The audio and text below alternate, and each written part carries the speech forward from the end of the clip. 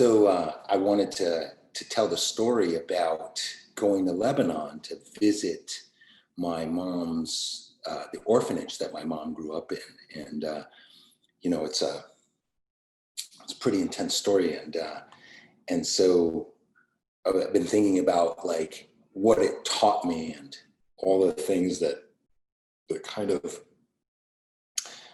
not that I learned, but all the things that I kind of grapple with every day. And I was thinking about kind of setting the stage for what it was like, and so when I was considering going to Lebanon, my friend Sasha has family there, and he and I were discussing going to Lebanon. He's Lebanese, and I think it was right around 10 years ago now. And I had brought it up to my mom, and she was like, "I don't want you going to Lebanon." And I thought that was like interesting. She was like, "There's nothing there for you." And I thought to myself that, what she was really saying to me was that there was nothing there for her anymore. And that like me going there would open up some old wound or something for her. And my intention to go there, at least what I was telling myself up front, was to go visit Lebanon and to kind of see, in quotations, the homeland, and experience the culture and the food and all this stuff. And it just unraveled. It was so much more than that. And so Sasha and I decided to go, and his mom and stepdad picked us up at the airport, and we were driving back from the airport to their home in the Christian sector of Beirut. And overhead, as we were driving on the highway, they were shooting rockets into Hezbollah territory. I think the Shiites, I believe, were shooting land to air missiles into, so the highway goes straight through Hezbollah territory. And it's really dark, and it's kind of like very ominous feeling.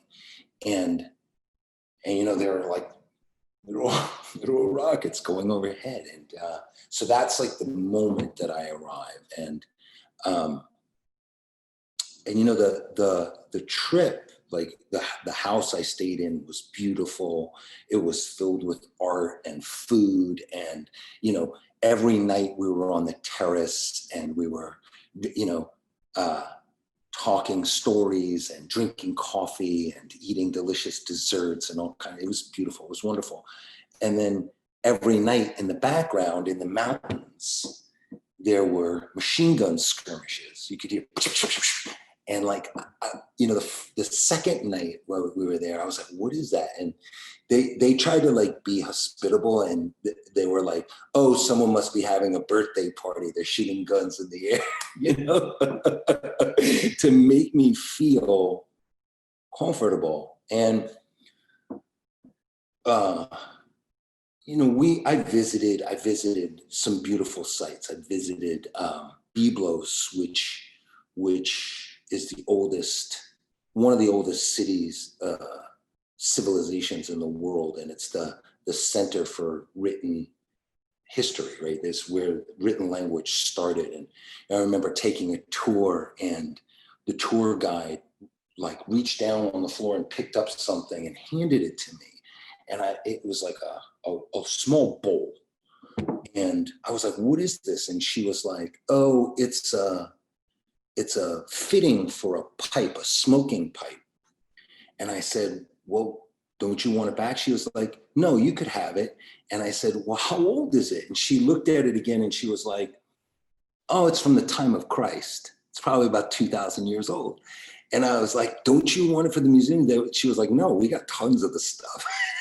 So there's like all of this stuff that goes on in Lebanon.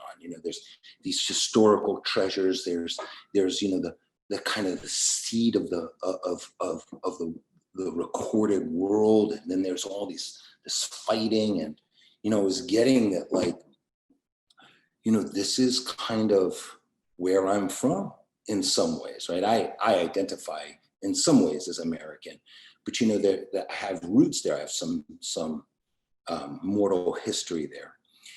And so in the background during this trip, we were going to go visit my mother's orphanage. And it was up in the Sinine Mountains. And it's interesting. We were driving there, and there's a village that is very close to the orphanage that is one of the central homes for the Malouf family. There's a second place south, and then this place, and I kind of could feel like this is where my mother was born and grew up. And so we pulled into the orphanage, and it was, my mother had told stories about how it was really terrible. It was a very cold place. It was, there was not a lot of food. There was not clothes. There was stories of her walking in the snow because it was up in the mountains barefoot, and, they had to walk for water. And it was, I think, a very, very difficult period. And, when we pulled in, the other thing is, she said it was run by French Christian Catholic nuns. So I knew that it was going to be a kind of religious building. It was going to be, but it was like kind of stone walls and very flat, very linear, hard, dark, gray environment. And so we pull into the kind of driveway, and we get out, and we're not announced. And so an adult woman comes out, and it's like, who are you and what are you doing here? And so my friend Sasha's mom said to the woman, this man here is Gene Dunn, and his mother grew up in this orphanage, and he came to see where she grew up.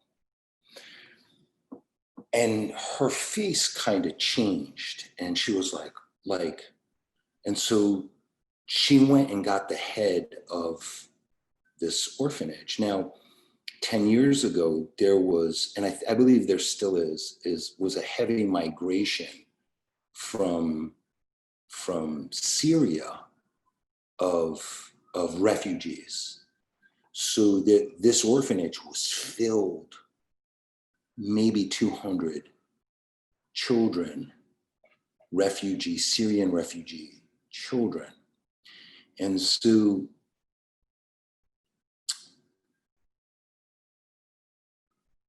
this woman, I believe she was one of the caretakers, went and got the head of the school, the orphanage, and introduced us. And then he went and got all of the children.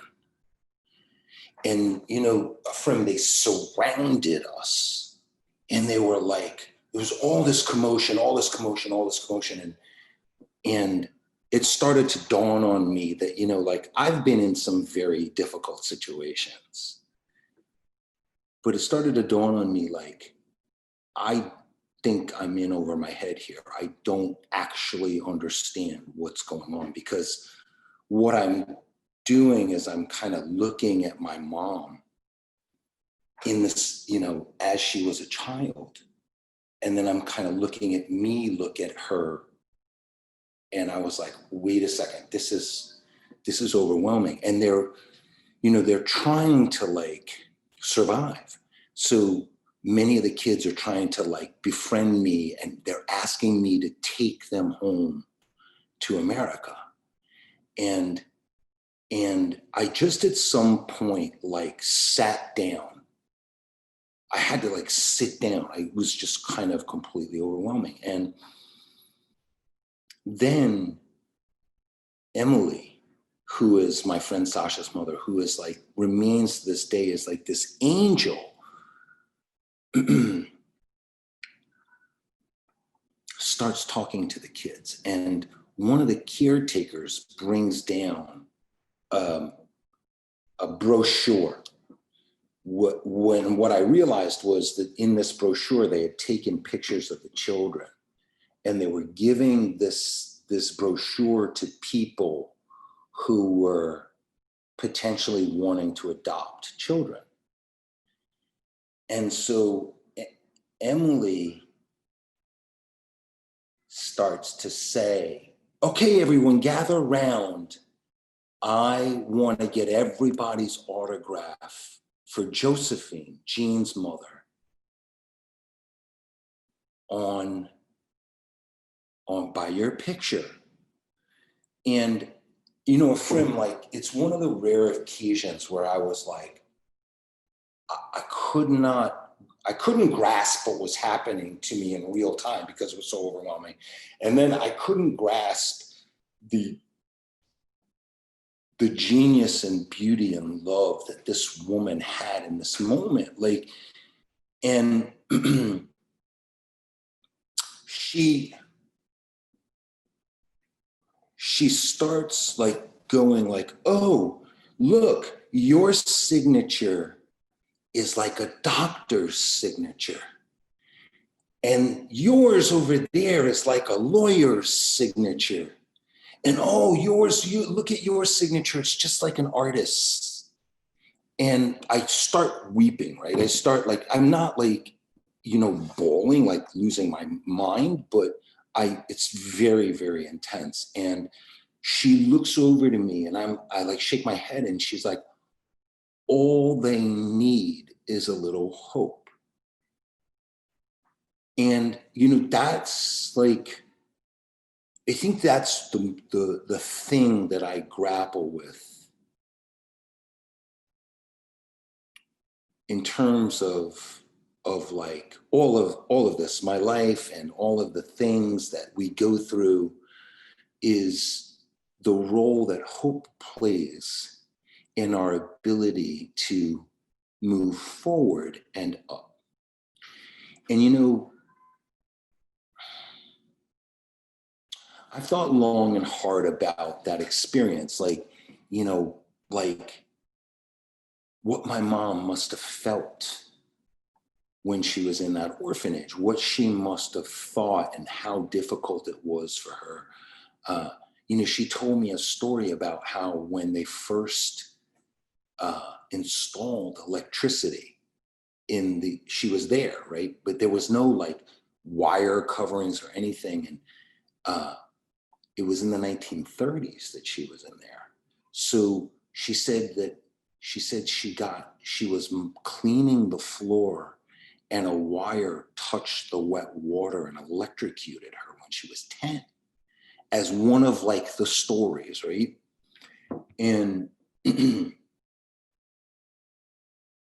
know, I came back home and I said to my sister, everyone was like, how was it? And what went on? And tell me all about it and this, that, and the other. And I told them about the orphanage and I said, you know, I told them the story about Emily and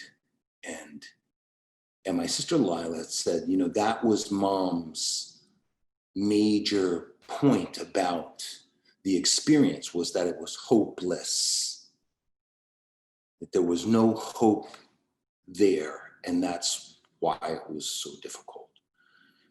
And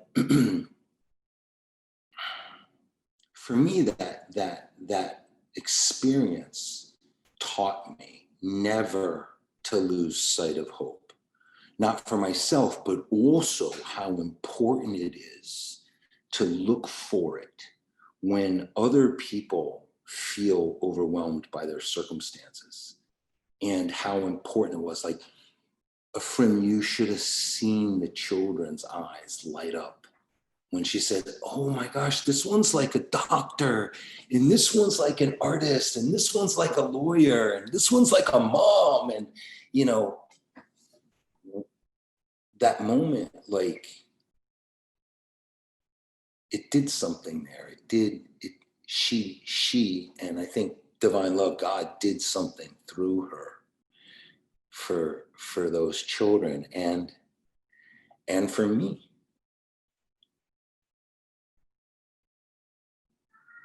So I wanted to share the importance of hope through that story, and not letting hope die within us. And there's one more part. Emily had said to